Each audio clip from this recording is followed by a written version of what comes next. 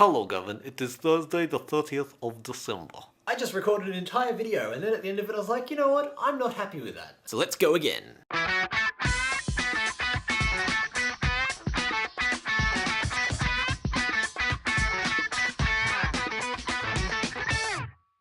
Number one, I am very shiny. I didn't think you were specifically referring to it, but I thought it was a good time to bring it up. My shiny, shiny face. Number two, who do you think the most memorable character in film history is? Pause the video right now and think about that, because I want your answer by the end of the video.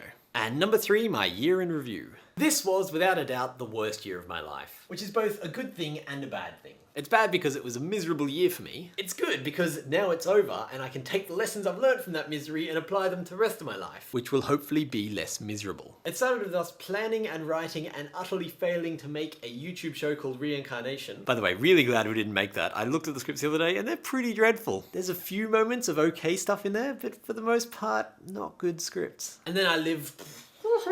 God, standing and making a video is so hard. And then I lived on the streets for a month, which you know all about because you transcribed it. People ask me, the generic question, how was that for me? And I always answer that I saw the best in people and the worst in people. It was a fascinating and eye-opening experience and I'm really glad I did it. Having said that, the hatred from that small but vocal part of the internet being projected onto me was not fun. But I learned many, many lessons from that. Once I was off the streets, I got a job selling makeup and we started making CousinsApart, which has become such a part of my routine now. Like, it's gonna be weird when we stop doing a video every second day. I lived out in the middle of nowhere, crashed my scooter, stopped selling makeup, and started working in a call center for a credit card company. This isn't actually a credit card, this is my RACV card. I spent 6 weeks with my arm in a sling and about 4 months writing this kids show called Jungle Journals. I wrote a lot of scripts for Jungle Journals, but again, they're not very good. I ended up writing out 21 episodes. And there are some good bits in there. There is also some bad bits. But again, I learned a lot from doing it. In August, I got promoted to the corporate team at my job and subsequently left the team to start film school. Film school was, without a doubt, the most educational 3 months of my life. Everything I've ever wanted to know about TV production, I learned in those 3 months. And then towards the end, I put together my own kids show and had a breakdown. The kids show's done, you never told me what you thought of it. And although I wasn't happy with it, I learned as much from making that show as I did from the 3 months of film school. I also started a webcomic about a giant bee. Check it out, giant bee.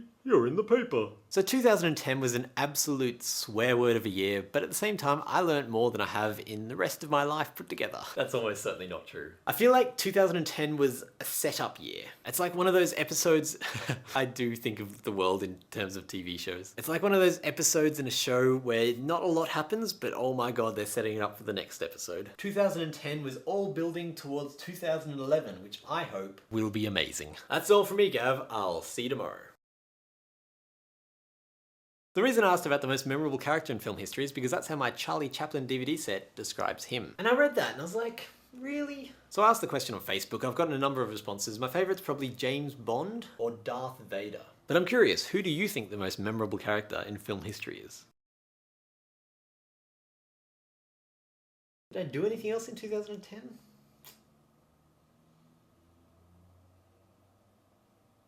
Not really.